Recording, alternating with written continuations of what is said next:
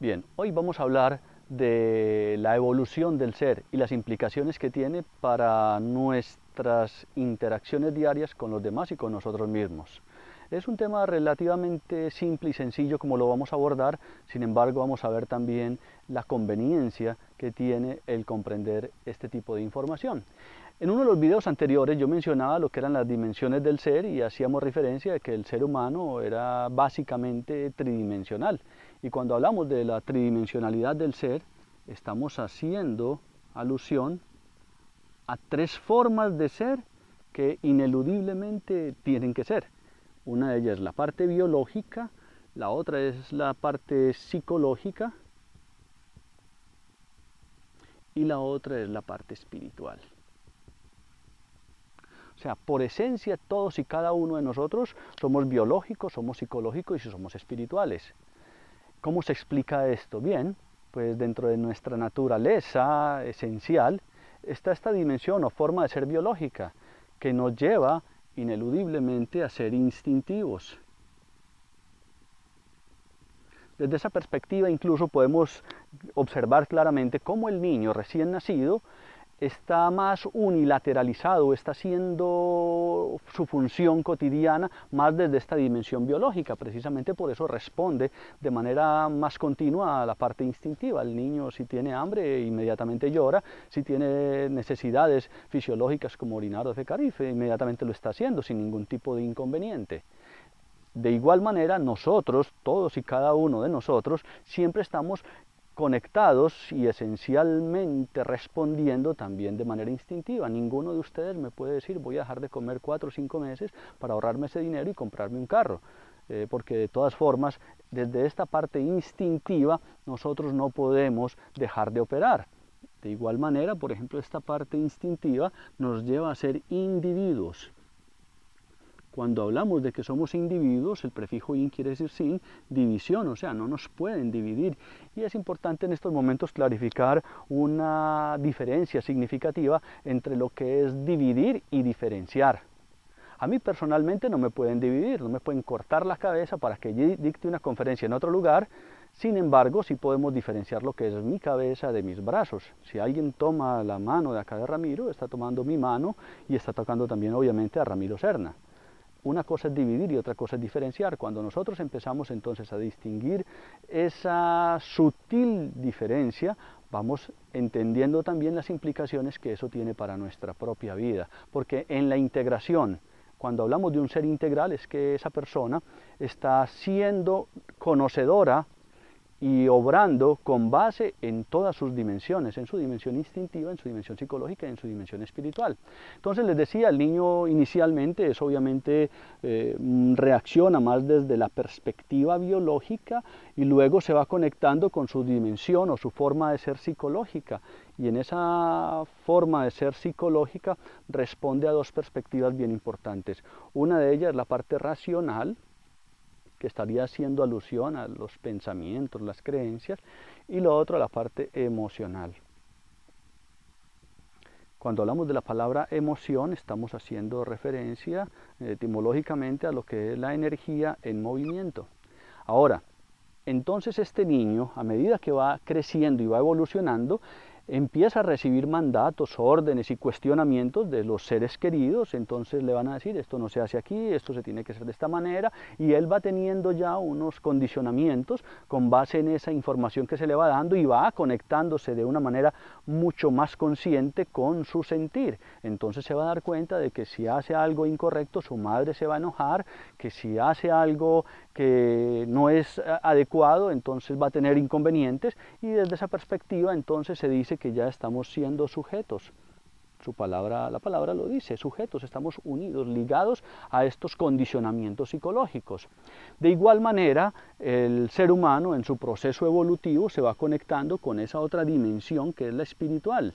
Esa dimensión espiritual podemos decir entonces que es la que nos lleva a ser personas. O sea, cuando ya vamos trascendiendo a eso que estábamos sujetos y somos capaces de ser críticos, asumir posición y reflexionar, bueno, esto que me enseñaron, esto que me indicaron, realmente tiene coherencia para mi vida, tiene coherencia para mi desempeño, estoy pudiendo ser yo mismo. Y entonces es aquí precisamente desde esta dimensión espiritual que nos conecta también con la parte más profunda filosófica, que nos lleva a ser éticos y hacer cuestionamientos y hacer una crítica, no tanto ser criticones, sino ser crítico de las normatividades, cómo esto me está impidiendo desarrollarme como persona, a quién le estoy haciendo daño con esto. Dentro de esta misma dimensión espiritual, nos conecta con varias cosas que son únicas y exclusivas del ser humano. Por ejemplo, desde esta dimensión espiritual nosotros podemos ser creativos. Usted nunca va a ver un animal muy creativo, un perro muy creativo, ni una hormiga muy creativa, ni un pajarito siendo creativo en la construcción de su nido. Oh, sí, el próximo nido lo va a hacer de 2 o 3 pisos. No. En el ser humano sí se da esa condición de ser creativo y darle nuevas posibilidades precisamente a lo que son los problemas de la cotidianidad, buscar alternativas y crear, como su nombre lo dice, nuevas posibilidades y avanzar en ese proceso de conciencia. De igual manera, el ser humano, desde esta dimensión espiritual, responde a lo que tiene que ver con la parte cultural. Y cuando hablamos de la cultura, vemos que también es algo muy exclusivo del ser humano. Usted nunca va a ver 4 o 5 vacas escribiendo un libro sobre la crianza de los terneros. El ser humano sí tiene la posibilidad de dejar un legado para las culturas que le van a seguir o incluso recibir información de las culturas que le han precedido. Otro de los aspectos fundamentales que es único y exclusivo del ser humano y que obedece a esa parte de la espiritualidad tiene que ver con la religión. La palabra religión, el prefijo re quiere decir volver, ligión, ligare, volver a unir. Porque el ser humano es el único ser que está siendo consciente que viene de una fuente especial, llámelo como usted lo quiera llamar, Dios o totalidad o inteligencia de base, y que de igual manera hay algo que va más allá después de que trasciende este plano existencial. Esa parte entonces específica de la religión es única y exclusiva de la condición humana, por eso se puede decir que una de las manifestaciones de la espiritualidad es la parte religiosa, no obviamente que la única. Hay otro aspecto que nos conecta fundamentalmente con esa dimensión espiritual y es la parte histórica, porque el ser humano es consciente de su pasado y de su proyección hacia el futuro.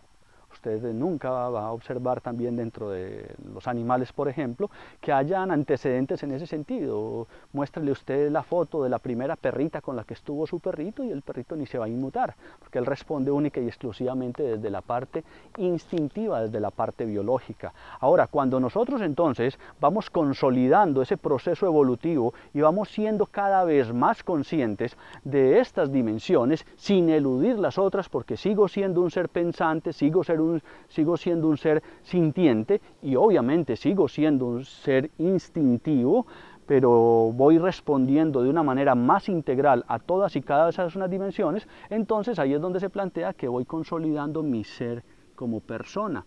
La palabra persona, el prefijo per se, sona, el que suena por sí. El que es, el que está siendo consecuente, crítico y va trascendiendo incluso las limitaciones planteadas por preceptos familiares, sociales, culturales, no los traga enteros, simplemente los reflexiona, no los desecha tampoco de manera tajante e inmediata, sin antes haber hecho una buena reflexión.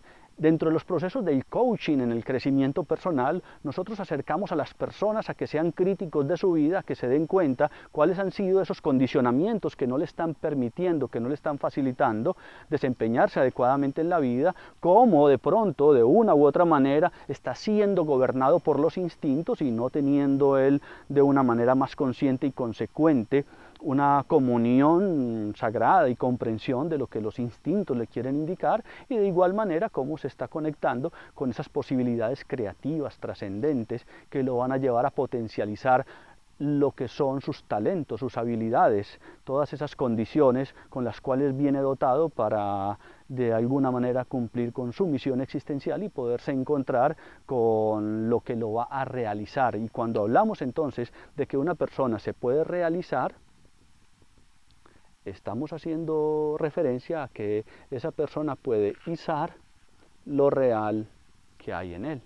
Ese es el acompañamiento del coaching, ese es el acompañamiento que hacemos con las personas que asisten a nuestras consultas, ya sea de manera personal, ya sea a través de internet o a través de la línea telefónica.